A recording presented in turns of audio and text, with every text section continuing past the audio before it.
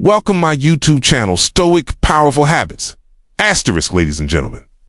Asterisk, there is a moment in every man's journey when the noise of effort becomes too loud, when trying feels like begging, when presence feels more like a performance than a privilege. That's the moment, a sacred moment when you must stop. Not to quit, but to conquer. Not to abandon, but to awaken. Because the day you stop trying, the day they finally begin to see.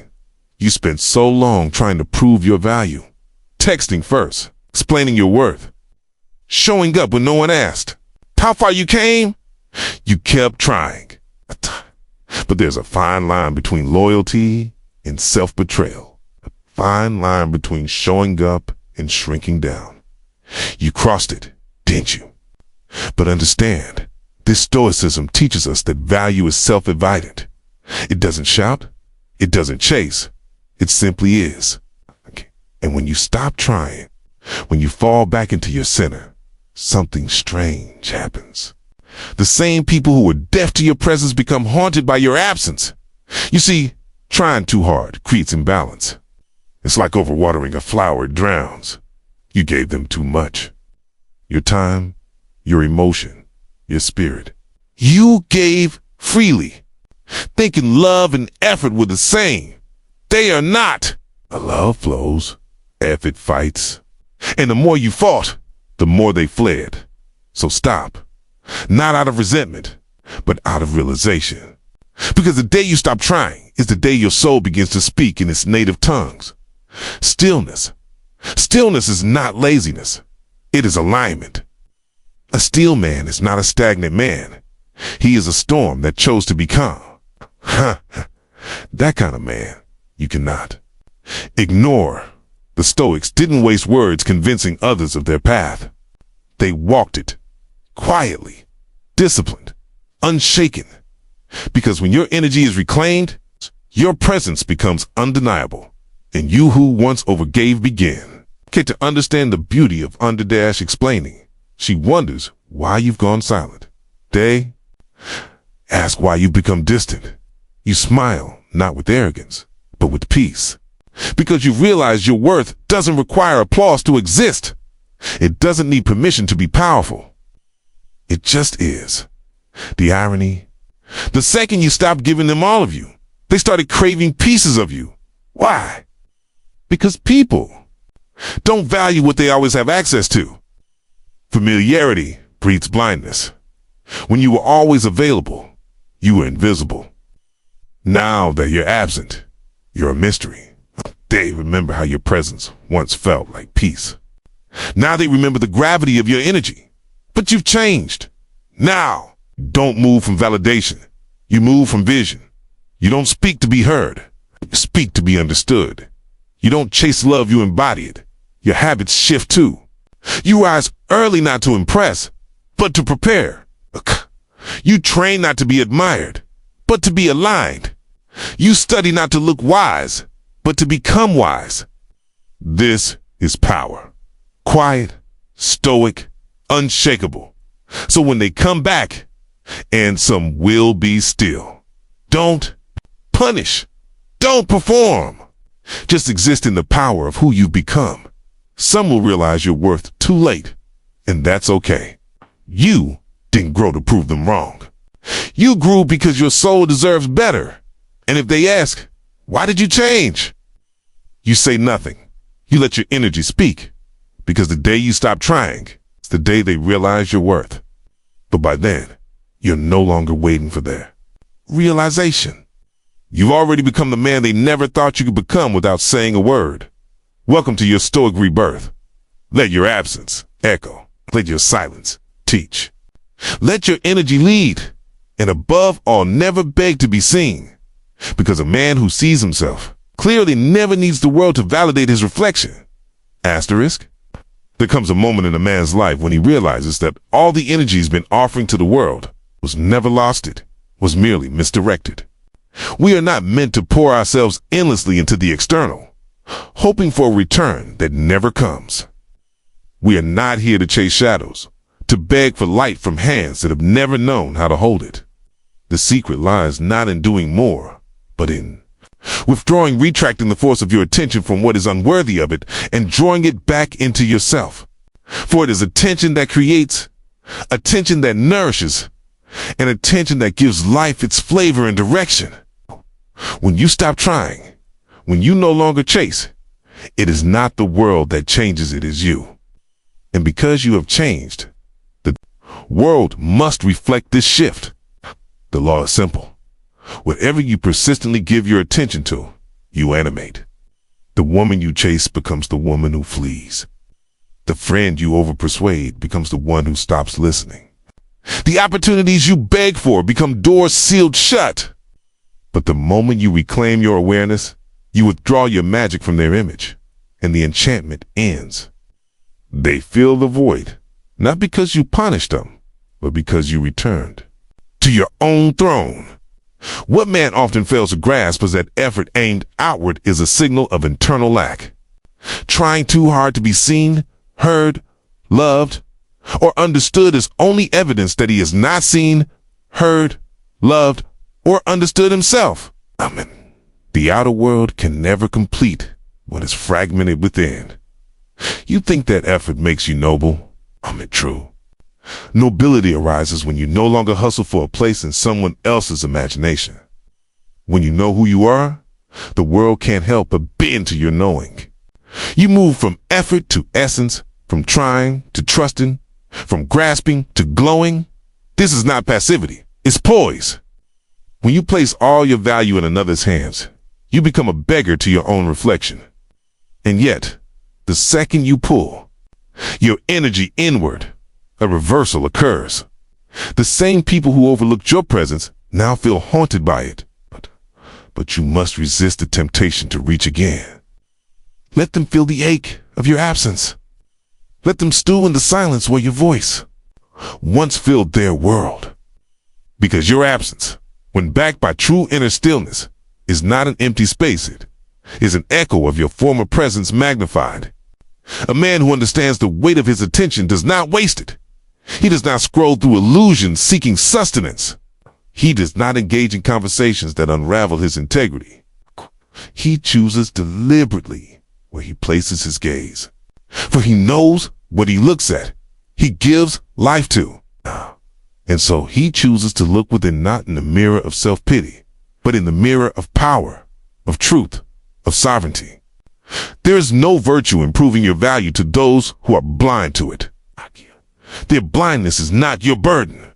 Their indifference is not your invitation to speak louder, love harder, or try more. It is your reminder to stop, not from pride, but from clarity. You do not fight to be chosen. You realize you have always been the one who chooses. And in this revelation, you stop offering your energy like a gift to be accepted. You become the altar. Those who are worthy may step forward. Those who are not will fade. Silence, when born from alignment, becomes louder than any declaration. It is a language understood by the soul, not the ears. When you cease explaining, when you stop asking, when you no longer justify your heart, you awaken a deeper force within you. The need to be seen dissolves in the certainty of being. You no longer need applause when you know your worth. And in that stillness, the world begins to remember what your presence once meant. This is the law at work. The seen always flows from the unseen. Your world reflects not your words, but your state of being. When you chased, you declared lack. When you begged, you announced unworthiness. But now you are learning to dwell in the knowing, quietly, calmly. The power is not in trying, but in knowing. The man who knows does not try. He allows. He imagines. He dwells. And the world bends in response. You do not need to remind her of your value. You do not need to message him again. You do not need to circle back to those who failed to see you. Because your worth is not a campaign, it's a presence. It either lands in their awareness or it doesn't. And if it doesn't, you bless them in silence and withdraw your gaze. You are no longer trying to convince. You are choosing to become. This shift feels strange at first. There is a restlessness that comes when the noise ends. You may wonder, will they forget me if I stay silent? But silence is not absence. It's the most potent form of presence. It says, I trusted myself enough to stop reaching. And that trust becomes a gravitational pull. Because when your energy is no longer spilling outward, it pools within. And that inner reservoir, rich and full, radiates in silence. What you must come to see is that your value was never in your efforts. It was always in your essence. Effort blurred the view. It made your soul hard to see beneath all the reaching. You became noise. And now, in withdrawing, you become signal. You become clear. Your absence speaks what your presence could not. That you were the source, not the seeker. And suddenly, they remember. Not with words, but with feeling. A pull, a void. An unease in the air where your calm once resided. But you are no longer looking over your shoulder. You are walking forward, not to prove a point, but because the point has already been proven.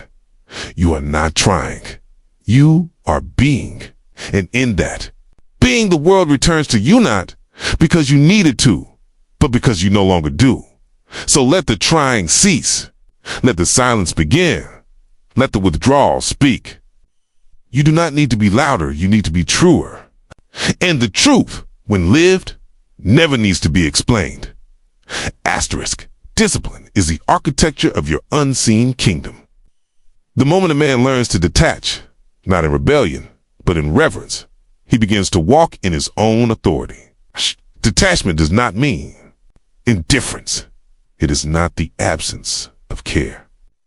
Rather, it is the presence of order within the soul. It is a spiritual command that says, I will no longer allow the external to dictate the rhythm of my being. Most people confuse emotional suppression with mastery, but discipline does not silence emotion, it aligns it. And in that alignment, power is born. To detach is not to abandon. It is to observe without absorbing. It is to stand still while the world pulls. It is to look upon the events of life, even the relationships that once held sway over your spirit, and say, I do not need to control this to be at peace. Therein lies the difference. The undisciplined man reacts. He is thrown by circumstances, altered by opinions, led by impulses. The disciplined man remains unchanged. His stillness is not weakness. It's sovereignty. Every moment you spend reacting is a moment. You have surrendered your authority. You are not here to be led by the world, but to lead it from within. The man who practices detachment has not lost. Feeling, he has refined it. He does not attach his state to the behavior of others, nor does he chase closure from those who cannot give it. He knows that closure is not given it, it's chosen, and he chooses it by withdrawing his energy from stories that no longer serve. But this is not the discipline of punishment. It is the discipline of truth. You no longer speak to prove. You no longer argue to win. You no longer wait for validation to feel alive. You become the source of all that you once outsourced. That is detachment. You are no longer entangled with the outcome because you have chosen the inner outcome first. You are no longer enslaved by someone else's silence or approval because you now dwell in your own center. This practice must be daily. 1,000 times a day, you are offered the chance to react. Someone ignores you and the mind cries out to be seen. A door closes and the ego panics to open it again. But with discipline, you pause. You notice the desire to engage. And then you do not. In that space between impulse and action, freedom is born. You return to yourself. You breathe. And that breath is not just oxygen, it is alignment. You are no longer the boy who runs after what runs from him. You are the man who rests in what is eternal. Your energy is not infinite. It is sacred currency. What you spend, you fuel. Where your attention goes, life grows. Yet, most give their energy away without awareness. They scroll, They argue, they chase, and in doing so, they diminish. But when a man begins to guard his energy as the essence of his world, he becomes a new creature. He does not wake to distraction. He does not answer every call. He does not offer his presence where it is not honored. He begins to invest in the only place where wealth is permanent. Within this investment looks like silence. It looks like meditation. It looks like saying no without explanation. It looks like rising early, not for the approval of the world, but for communion with self. It is not selfish. It's sacred. Cause from that sacred reservoir, everything else flows. You begin to speak from overflow, not depletion. You begin to give from strength, not survival. You begin to walk into rooms without the need to be noticed. And yet everyone feels you. Most do not understand the gravity of their energy until it has been drained. They feel empty, bitter, lost not because the world has betrayed them, but because they have betrayed themselves. They have given too much for too little. They have poured their essence into broken containers. They have tried to earn what should have been reciprocated, and now they are tired. But that exhaustion is a doorway. It says, now is the time to return. Return to the inner sanctuary. Return to the quiet. Return to the place within where no one else can reach. And from that place, choose again. Choose where your attention will go. Choose who will have access to your presence. Choose what thoughts you will entertain. You are not obligated to respond to everything. You are not required to engage every emotion. Your feelings are real, but they are not always true. You must examine them through the lens of your vision, not your wounds. Begin to recognize your energy as the source of your creation. Your energy, when scattered, builds nothing. Your energy, when concentrated, moves mountains. What you focus on multiplies. What you obsess over, you animate. This is not metaphor, it is law. If you continue to focus on what is absent, you will dwell in lack. If you continue to give your power to people who do not value it, you will feel invisible. But the moment you turn inward, the moment you reclaim your gaze, everything changes. There's no greater wealth than alignment. There's no deeper peace than the peace that comes when you stop negotiating your value. When you no longer seek from the world what must first be discovered within, you transcend the cycle of lack. You stop reacting. You begin creating. You stop needing. You begin knowing. And that knowing, once it takes root, becomes the new foundation. The outside no longer holds sway over your spirit, because your spirit has found its own sun. You are not here to give your life away for cheap applause. You are not here to empty your soul into cups that never stay full. You are here to remember, to return, to reclaim. And the way back begins with the discipline of detachment and the reverence of energy. These are not just habits. They are ways of being. They are the shape of the man who no longer pleads for love, but becomes it. Who no longer begs for peace, but dwells in it. Who no longer waits to be chosen because he already is. This is the journey, not upward, but inward. Not louder, but quieter. Not more effort, but deeper stillness. Until all that remains is presence. Clear, undeniable. Whole asterisk, a man will often look at rejection and call it a wound, not knowing it is a mirror. The moment someone turns their back, he sees only loss, never realizing the world has reflected his inner assumptions. Rejection is not the verdict most take it to beat. It is a divine echo of what he has believed about himself in silence. The world cannot give what he has not first assumed to be true. So when she pulls away, when they walk out, when the door closes, it is not simply fate or misfortune. It is the outer theater echoing the inner play he has been performing unconsciously. 2. Chase, the one who left, is to continue affirming the belief that one must beg to be accepted. But the truth is far simpler, far more liberating. No one can reject what you do not offer in desperation. Okay. No one can deny you unless you have already denied yourself. When you know who you are, rejection becomes irrelevant. It passes like wind. Through leaves it may rustle you, but it does not uproot. You see it for what it is, a reflection, not a reality. And you adjust not the world, but your state. The world always moves in response to the inner man. If you believe yourself to be unwanted, the world will comply. If you carry the idea that you are replaceable, you will be replaced. But if you change the inner conception, if you walk in the knowing that you are chosen, valuable, whole without needing anyone to verify, if the world cannot help but reorganize, it is not about forcing others to stay. It is about refusing to abandon yourself when they leave. Your power lies not in how well others receive you, but in how deeply you have received yourself. When someone turns from you, do not panic. Do not reach. Do not explain. Look inward. Ask what belief of mine is taking form, and then change it. Not through words, but through assumption. Feel the reality in which you are already accepted, already loved, already enough. Not as a wish, but as a fact. Live from that truth. Speak from that knowing.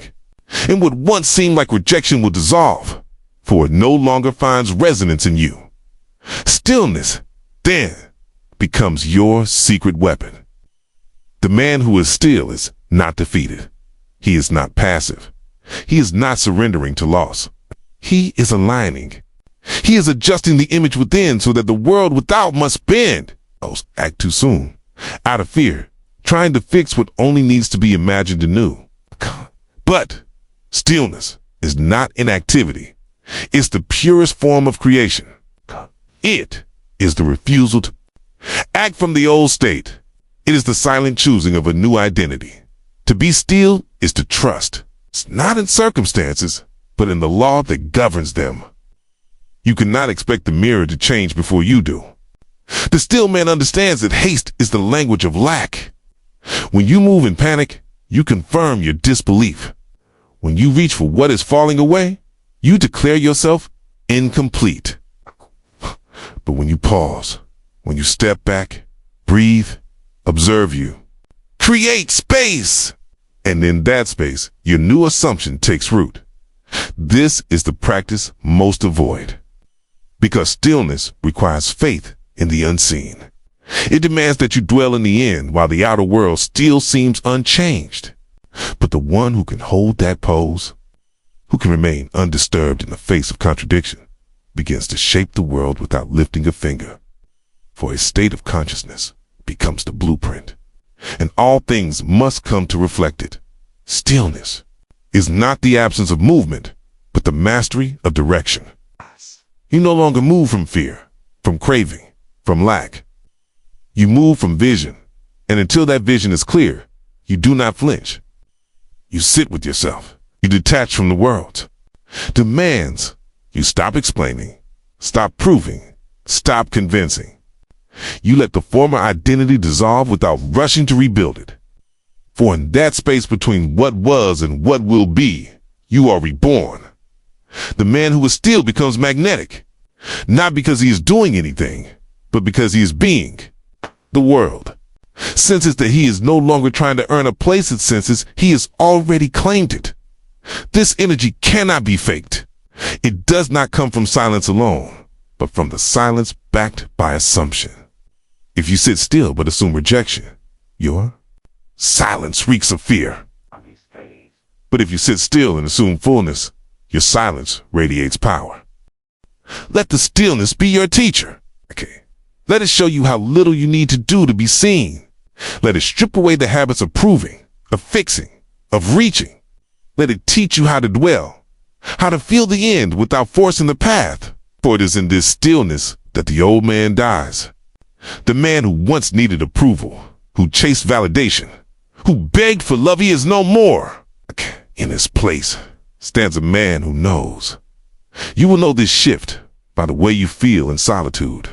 No longer empty, no longer anxious, no longer counting the hours since they last reached out. You sit alone, and it feels like home. You no longer seek their presence to soothe your wound. You have healed it in silence. And the irony is that once you no longer need them to return, they often do. Not because you chased, but because you stopped. This is the reversal the world cannot understand. Sees stillness as surrender, as defeat. But the man who is touched, the truth knows better. He knows that what he holds in consciousness must come to pass. So he does not need to chase. He needs only to assume, to feel, to dwell. And from that dwelling, all things come not as reaction, but as reflection.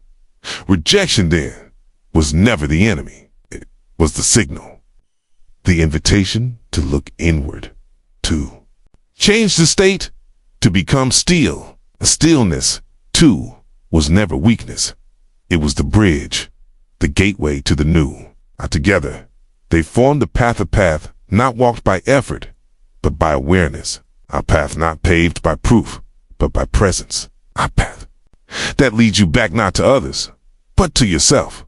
And once you return to yourself, truly and completely, you will never fear rejection again. For you will know that the only thing that could ever be lost is what was never meant to stay. And the only thing that must remain is the self you choose to be. That self, once found, needs no confirmation. It simply is. Asterisk respect cannot be asked for. It cannot be begged or demanded. The very act of seeking it proves the absence of it in consciousness. The man who believes he must shout to be heard has already abandoned the inner voice. But the one who assumes respect in silence, who walks in the inner knowing of his place in the world, he is the one whose presence commands without effort. Because the world does not respond to words. It responds to states, to demand what you do not assume is to live in contradiction. You may act strong, speak wisely, present yourself with polish. But if the inner feeling is still one of insecurity, lack, or self-doubt, the outer world must reflect that. Every relationship becomes an echo of your own inner dialogue. People will reflect not what you say, but what you accept is true. This is the law.